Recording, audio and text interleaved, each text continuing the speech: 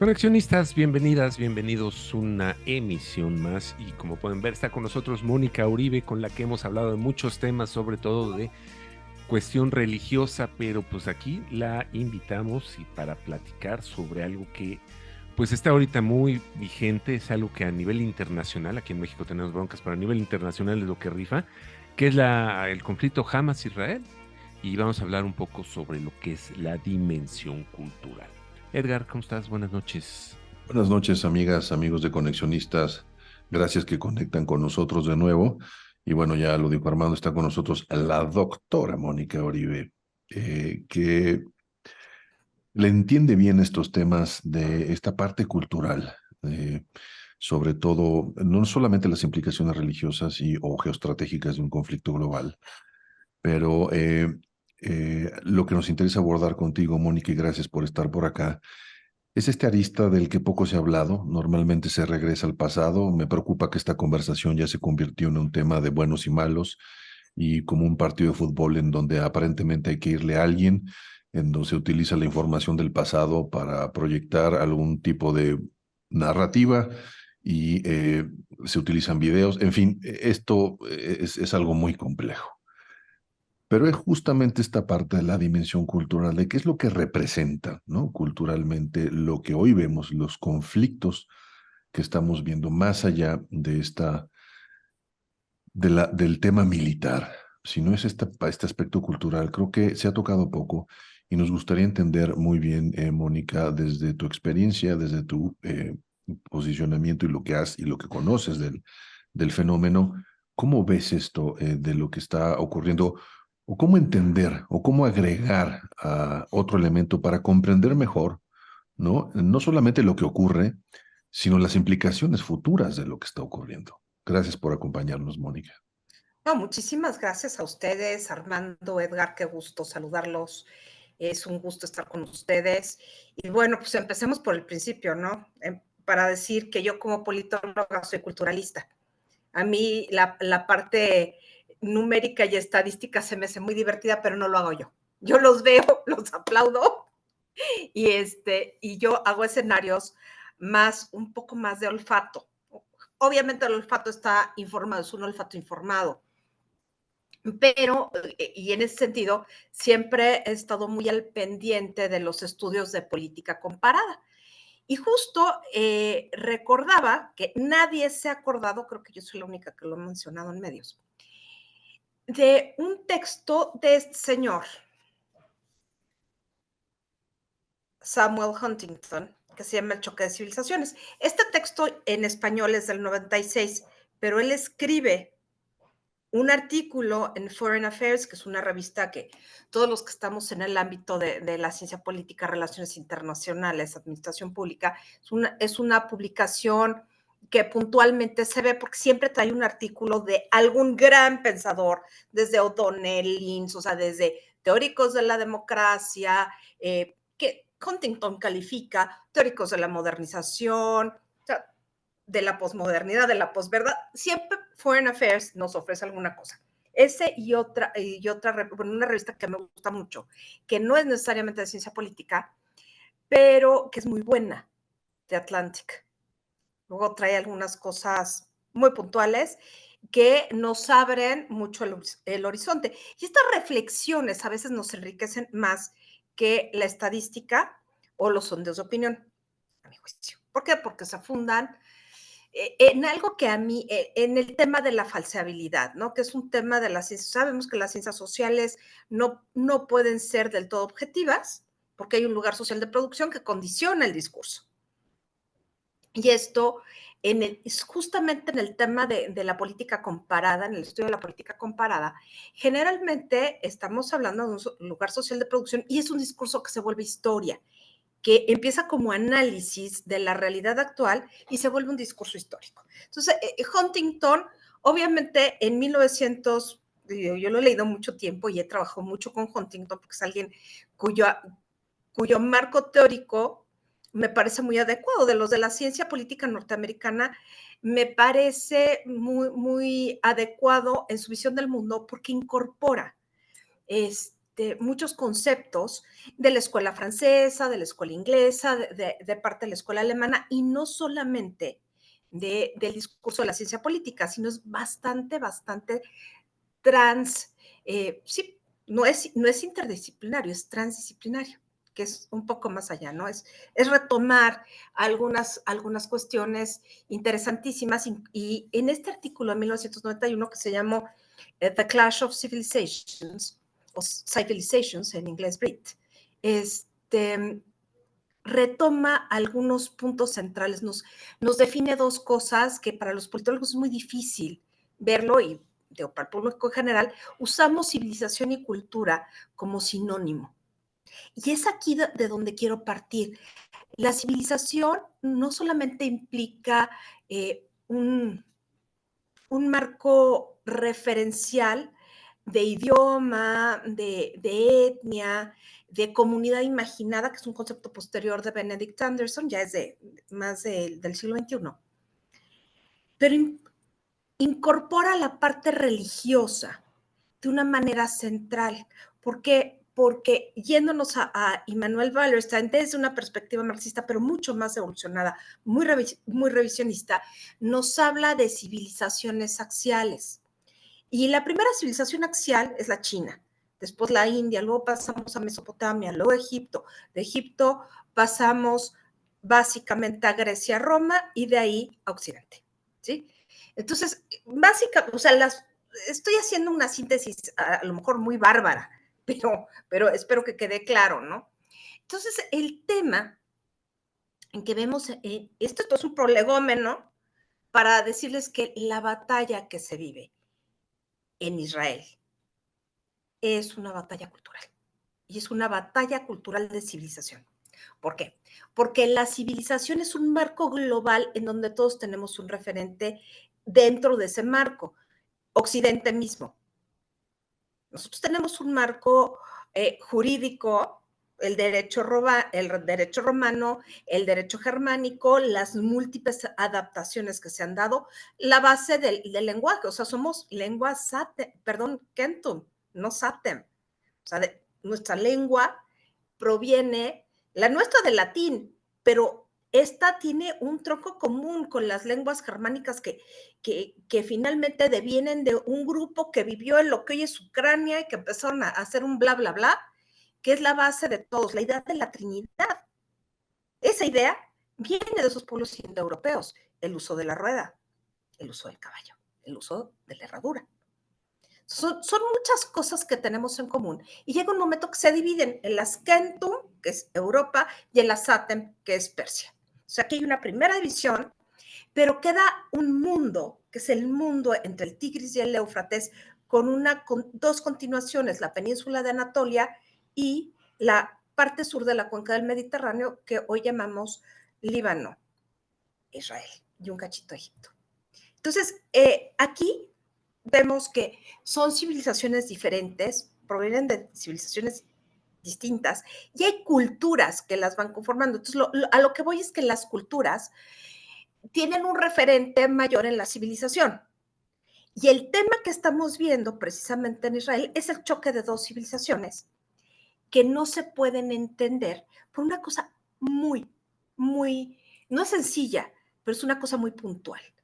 En el momento en que en Occidente se pasa de una sociedad teológica a una sociedad moderna, cuando la legitimidad se vuelve legal, racional y Dios queda en otro espacio, hay una ruptura total con las sociedades teológicas. Y solamente Occidente llega a hacer esto, la ruptura de las sociedades teológicas. El problema que estamos viendo, o sea, desnudémoslo de todo. El problema que estamos viendo es que la sociedad israelí es una sociedad que pretende ser secular, no lo logra. No lo logra por razones obvias, porque es un Estado que se le da a un pueblo cuya identidad deviene de una forma específica de religiosidad. Entonces, es un Estado moderno cuya legitimación final es una legitimación religiosa. Ojo. Y por el otro lado, tenemos a un pueblo palestino que se adhiere a otra civilización totalmente distinta donde la modernidad no llegó, es decir, la ilustración se lo salta. Y ahí es donde empieza el problema. El verdadero problema empieza en esto. ¿Por qué? Porque mientras podían pelearse en términos físicos y discursivos a través de quién es el mejor Dios, si es Alá o Adonai, estaban hablando en los mismos términos, ¿sí?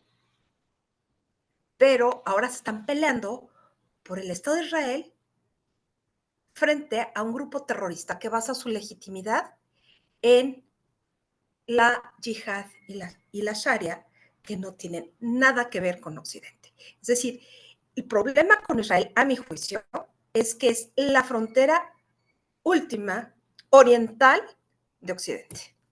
Y es imprescindible que exista, porque sin Israel, la geopolítica, el balance de la geopolítica mundial pues, terminaría en la nada, porque ahí sí se vería muy vulnerable Occidente, que curiosamente Occidente le ha pasado lo que al Oroboro, se está mordiendo la cola por sus propias libertades, porque al defender las libertades y los derechos humanos, tiene que aceptar las libertades y los derechos humanos de grupos que han sido, como decía el propio Huntington, en el caso de México con Estados Unidos, el burrito de Troya, pues allá es el camello de Troya.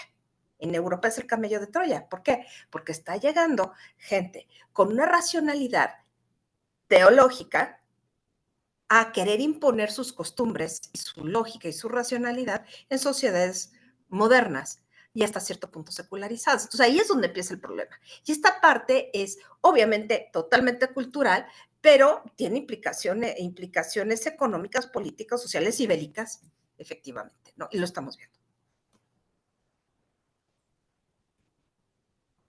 Híjole, me acabas de dar una visión totalmente más esclarecedora, porque sí, yo llevo un buen rato pensando, ¿no? Bueno, ¿qué es lo que está ocurriendo a final de cuentas? Porque, pues esto va mucho más allá de quién llegó primero y quién llegó dos veces y por qué fueron ellos y por qué no y quién le robó a quién y quién le quitó a quién.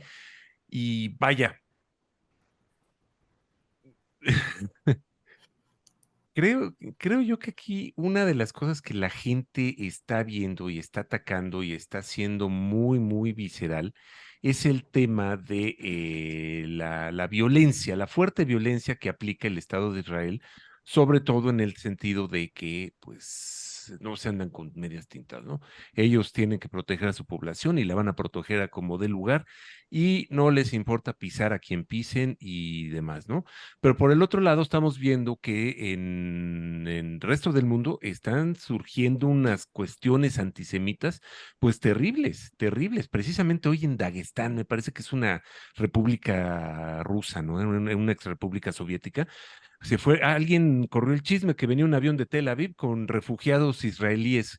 Pues la gente invadió el aeropuerto, se metieron a la brava, rompieron cuanto y más, se metieron al avión literalmente, se fueron a los hoteles a preguntarle a cada cuarto a que les enseñaran sus pasaportes para ver de dónde era la gente. ¿Por qué? Porque a los israelitas había que matarlos, era lo que decía esta gente. Obviamente, pues Dagestán es un estado islámico.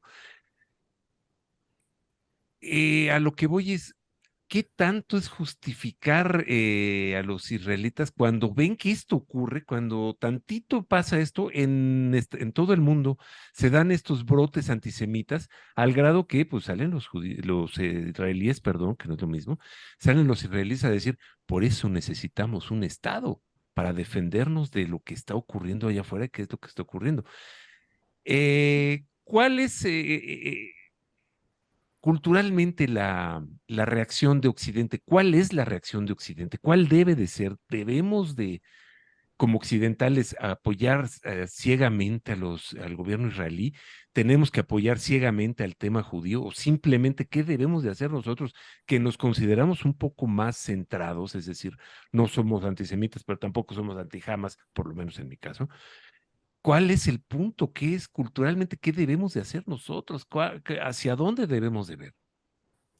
Bueno, primero es comprender que estamos en una guerra multipolar y uno de los escenarios es Israel, el otro escenario es Ucrania. Y el tercer escenario son los medios de comunicación. Esa es la realidad. La guerra Ajá. se está librando en las redes sociales. Es una guerra aparentemente incruenta, aparentemente, pero puede tener muchas consecuencias en lo físico. Bueno, Ajá. el tema es dónde te quieres situar en Occidente. ¿Qué Ujú. parte de Occidente, o sea, qué parte emocional de Occidente te quieres situar? ¿Te quieres situar en la parte liberal de Occidente, en la parte que lucha por los derechos humanos, en la parte en donde se acepta la voluntad de las personas sobre su derecho a un género neutro, indefinido o definido más allá de lo binario? ¿Te quieres situar en el occidente que protege los derechos de las mujeres? ¿Te quieres situar en el occidente que considera que los niños deben vivir una infancia y no deben ser forzados a nada? Esa es una parte occidente. Te puedes situar en una parte occidente bien blandengue que diga, bueno, los palestinos tienen razón, pero los israelíes tienen razón, y bueno, pues, ¿por qué no negocian? ¿Por qué no hablan? La parte blandengue de Occidente, o la que no se puede ni quiere comprometerse, o en la parte de Occidente que dice, a ver, su pleito me tiene a mí verde porque yo tengo una sarta de migrantes que están colonizando mi cultura. Entonces, a mí me importa pito, o sea, yo apoyo a Israel porque finalmente es el último espacio que permite definir dónde está Occidente y hasta dónde pueden llegar estas culturas que desde hace 300 años nos ha costado mucho trabajo sacarlas de Europa. Ahora, desde América, o sea, situémonos en América, pues lo vemos como, pues está muy lejos, pero tiene que intervenir Estados Unidos porque esto va a cambiar el precio del petróleo. Entonces, dependiendo de la perspectiva, es lo que racionalmente se debe hacer. O sea, una receta única no existe. Sí, Creo claro. que eso es muy personal, pero los estados nacionales sí se tienen que definir. Y desde la racionalidad de Occidente, un Estado como Israel tiene una legitimidad de origen legal, racional, que le da carta blanca en el juego geopolítico, no carta blanca que haga lo que quiera, sino que se erige como un igual ante el resto de los estados. Jamás que es un grupo terrorista. Entonces, ¿a quién tú como Estado vas a apoyar? En tu sano juicio y con una lógica de proteger tu propia soberanía y estatalidad, dices, bueno, Israel tiene razón.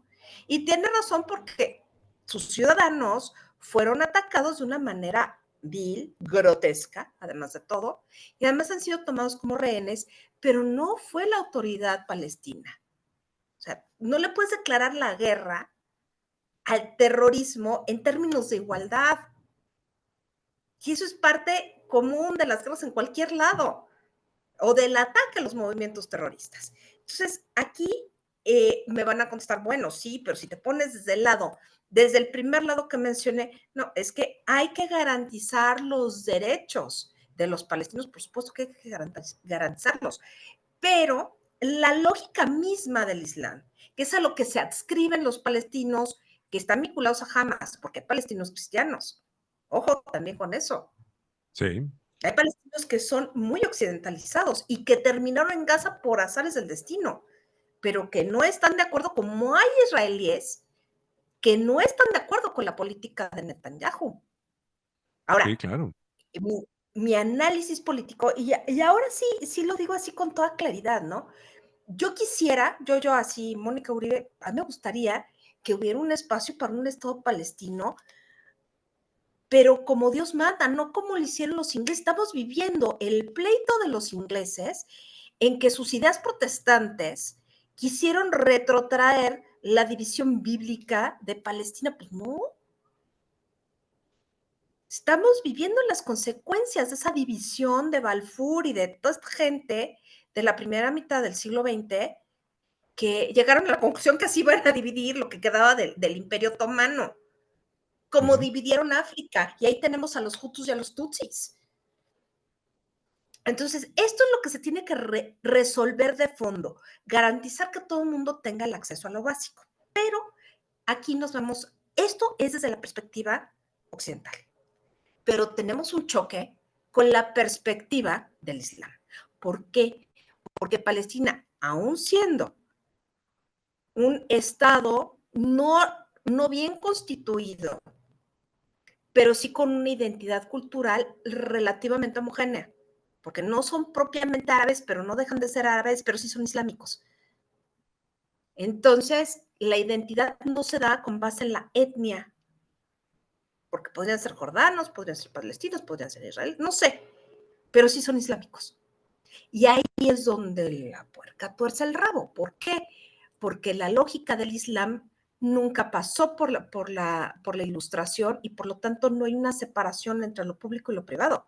No hay una separación entre lo religioso y lo civil y evidentemente lo político, porque el espacio societal está imbuido, embebido y ha nacido en una lógica, en un agar de un contenido 105% religioso. ¿Por qué? Porque la legislación islámica, o sea, la legislación de estos países, no es una legislación legal racional, sino es coránica y se funda básicamente en la Sharia.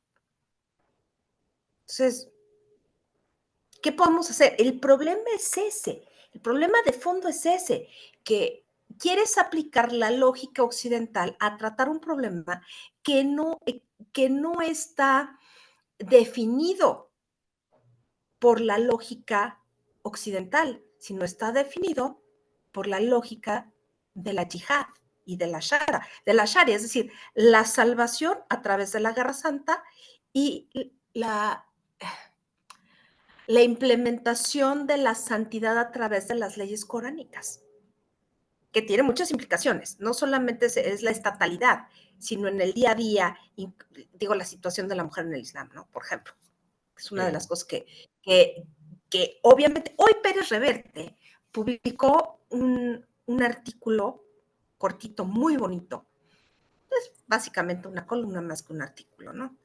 En el semanal, el País Semanal, en donde dice que parte de las atrocidades cometidas por los miembros de Hamas contra las mujeres israelíes era por la posesión de algo que no pueden tener, que son mujeres libres, que habían profanado y vandalizado a sus mujeres con poquita ropa porque primero son putas, así como los ortodoxos judíos les escupen a las monjas, pues les escupen igual a las chicas en minifalda. Bueno, esto es lo mismo. Es un desprecio absoluto a la mujer y es un desprecio que viene de la incapacidad de poseer un bien, porque para ellos es un bien, y que es la envidia, el dolor por el bien ajeno. Entonces, ¿cómo se desquitan? Violándolas y matándolas. Entonces, ahí es donde tenemos que ver el alcance de la cultura. O sea, esas escenas de la chica que iba arrastrada, la pareja del chavo mexicano, que fueron terribles, o sea, cómo habían profanado su cuerpo estas bestias de Hamas, que para mí son bestias, o sea, es esa forma de asesinar gente que estaba en un concierto, o sea, ni fu ni fa, no les habían hecho nada. Y había gente que pues, ni siquiera, como este chico mexicano, que a lo mejor algunos tienen doble nacionalidad y tal, pero pues que no están imbuidos del tema, que estaban cerca de Gaza ya. Sí, creo que Entonces, ese es el punto central, el tema cultural. sí. Sí, digo, desafortunadamente, Mónica, el tiempo se nos termina, pero yo lo veo así. Este tipo de dimensiones obligan primero a cualquiera que opine, ¿no? A confesar y a tener una mínima honestidad intelectual. O sea, este no es un asunto para, como tú bien dijiste, navegar de muertito y jugarle al justo, no, pues que ganen todos la paz, pues sí, ¿no? Eso es lo que uno Reconocemos los quiere. derechos, no, pues por supuesto. No creo y no considero que alguien en su sano juicio esté en contra de eso. Pero a partir de ahí, ¿no? Yo coincido contigo, yo Yo soy yo tengo una posición pro Israel por las mismas razones. Y aquí hay que separar. Una cosa es Netanyahu y su grupo de rufianes, que eso es otra cosa. Y otra cosa es el Estado-Nación de Israel. Y lo que me gusta mucho lo que dices, porque yo creo que aclara varias cosas. Y esto no es un llamado ni una apología y no se trata de formar parte de la propaganda de uno o de otro, sino de poner elementos justamente para aclarar esa posición de honestidad intelectual mínima que uno debe de tomar. Porque cuando tú dices, ¿no? Es el último lugar, ¿no? Bastión de la cultura occidental, quizás sea el primero. Y exacto. Y hiciste una pregunta que es la pregunta que yo dejaría como reflexión a cualquiera que quiera volver a abordar el tema. ¿Desde qué parte de la cultura occidental te estás sentando para evaluar esto?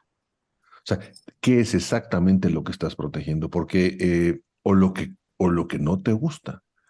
Porque sin ese acento en esa ecuación, es muy fácil ser víctima de todo este posicionamiento mediático, de las campañas de relaciones públicas de ambos bandos, ¿no? Esto no es exclusivo de uno solo, ¿no? En donde lo que se quiere promover a como de lugar es el ganar puntos en la narrativa, sino a final de cuentas, ¿no? Como ya lo ofreciste bien y me parece que muy claro, se ve aquí hay un choque de culturas. O sea, en estricto sentido aquí hay un choque de culturas. Entonces De es, civilización, más que de cultura, corazón. exacto, son civilizaciones. No, tienes toda la razón. Esto es mucho Sí, más más que, complejo. Entonces, ¿de dónde, no? ¿Desde dónde estás tomando lectura de los eventos y hacia dónde quieres, no? ¿O te interesa que se conduzcan? Por supuesto, reconociendo los derechos de, como bien dijiste, ¿no? De los palestinos, por supuesto.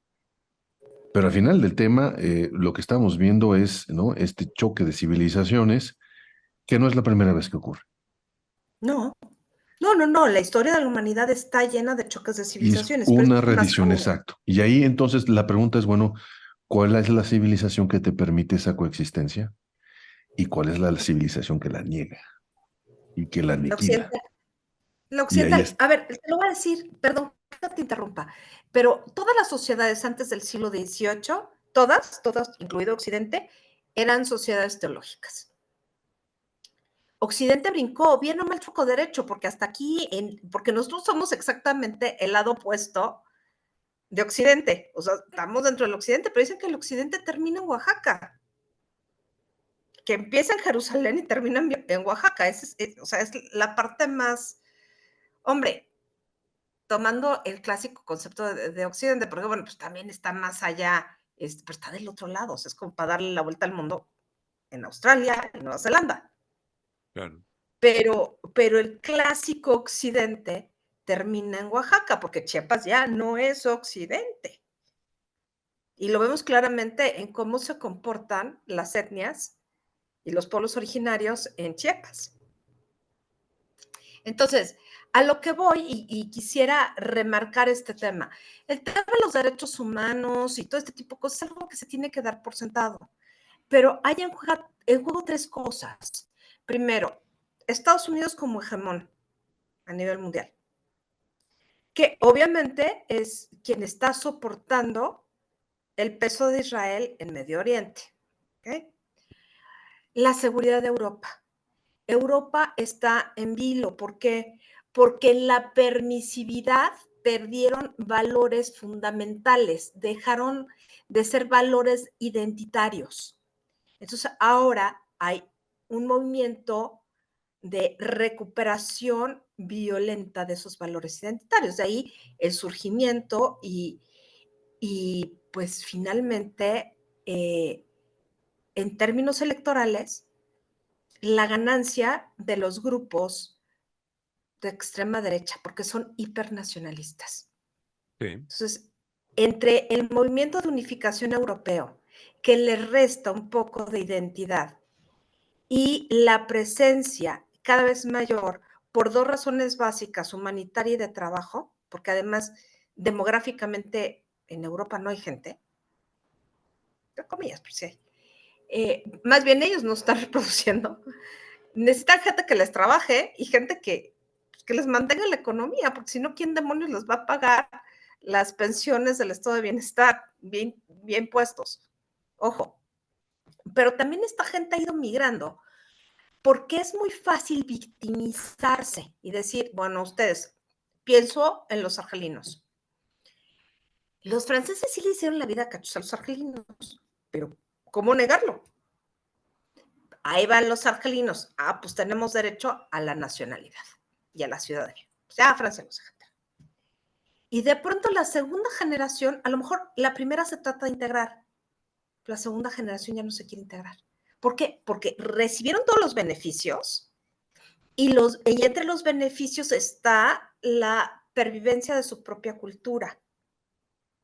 Pero una cosa es la pervivencia de la cultura y otra cosa es que quieran imponer su cultura al resto de la población.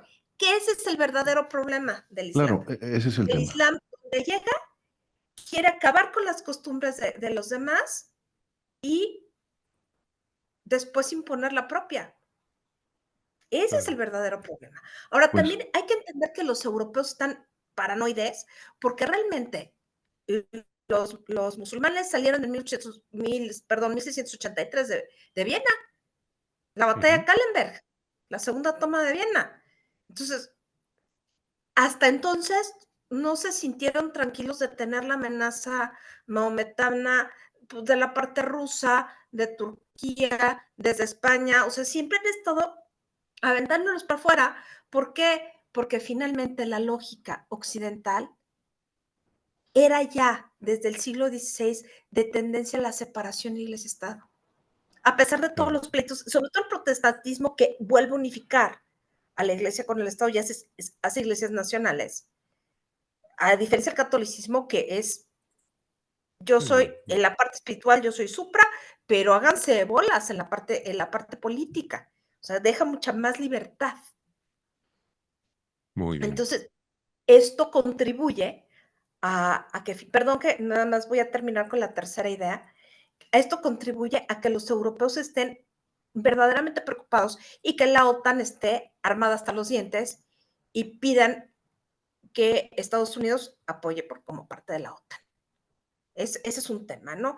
Y la tercera parte es que al surgir toda esta idea del victimismo, encontramos grupos pro-palestinos, grupos pro-Israel, pero lo que sí estamos viendo es un ataque reiterado, desde los protocolos de los sabios de Sión y las cartas de los príncipes judíos al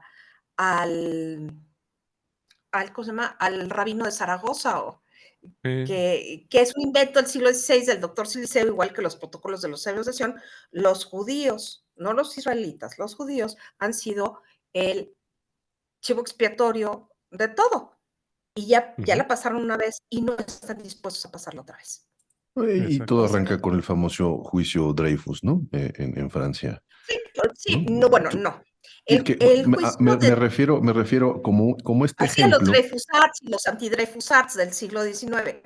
Mira, Entonces, arranca y no, porque el antecedente más fuerte que tenemos, mucho más fuerte que el caso Dreyfus Art, es la carta de Martínez Siliceo, que inventa Martínez Siliceo para evitar que la corona española hiciese uso de fondos de judíos portugueses en el siglo XVI. Y el a lo doctor que yo me Martínez refiero Siliceo, con el juicio es a este tema mediático, ¿no? A este tema de es que este es un utilizar. tema mediático. Este dato que te estoy dando del siglo XVI es lo que está detrás de los protocolos de los sabios de Sion, que se da prácticamente al final del caso Dreyfus, que fue la respuesta rusa, los servicios secretos rusos, a que finalmente fuera exonerado Dreyfus. ¿Por qué? Porque los rusos andaban con sus pogroms. Si alguien ha sido antisemita, han sido los rusos. Sí. Muy bien. Pues yo creo que hay una segunda parte, Mónica, en esta Sí. conversación. Habría que regresar contigo para explorar también, ¿no? Todas estas fracturas, estos grupos al interior del Islam, porque pareciera ser que son monolíticos. No, Y no lo son. hay preguntas como pues, ¿cuál es el rol de los cataríes en esto? Porque ellos no están aceptando refugiados, ¿no? A sus propios, ¿no? Correligionarios en términos básicamente de No son creencias. árabes. Entonces, la reacción del Egipto, es decir, todo este tema que está ahí, que se ubica en esa parte que tampoco ha sido ventilado, ¿no? El rol y que se ha publicitado de alguna manera de Irán, en fin, hay una combinación de factores ahí que habrá que también Analizar. abordar en un segundo programa para entender ese otro lado, ¿no? Y tratar de alejarnos de este aparentemente juego de partido en donde, como bien iniciaste tu conversación, llevemos el score, ¿no? De la equivalencia moral de cuántos mueren de un lado y cuántos del otro para distraer, ¿no? Esta conversación del choque de civilizaciones. Muchísimas gracias, Mónica, No tienen por nada que agradecer, estar con encantada. nosotros de nuevo. Muchas gracias. Muchas gracias, Mónica. Para finalizar, tu cuenta de X, todavía quiero decir Twitter, pero me cuesta trabajo decir X, pero Es @leire con i latina 1966. síganla, Mónica es muy activa en todo este tema y está continuamente opinando sobre política y demás, que de veras vale la pena, pues, para que conozcan un poco más y que conozcan puntos de vista diferentes. Y en nosotros nos pueden seguir también en lo que es X con nuestro handle que es Conexionistas MX, igual en Facebook. Conexionistas México en YouTube, ahí pueden encontrarnos. Seguramente están viendo esto, lo están viendo a través de YouTube. No se les olvide seguirnos y darle like a este video. En Conexionistas México en Spotify, ahí pueden encontrar todos los videos, todos los audios, perdón, ahí tenemos todos los audios de todo lo que hemos producido hasta ahorita. Y nuestro canal en Telegram, que es Conexionistas. La música que estamos escuchando es música de Alejandro Saborit, ahí la encuentran en YouTube, y el diseño es de Sofía Reynoso, ahí la encuentran en X y en Facebook. Muchas gracias, nosotros somos Conexionistas.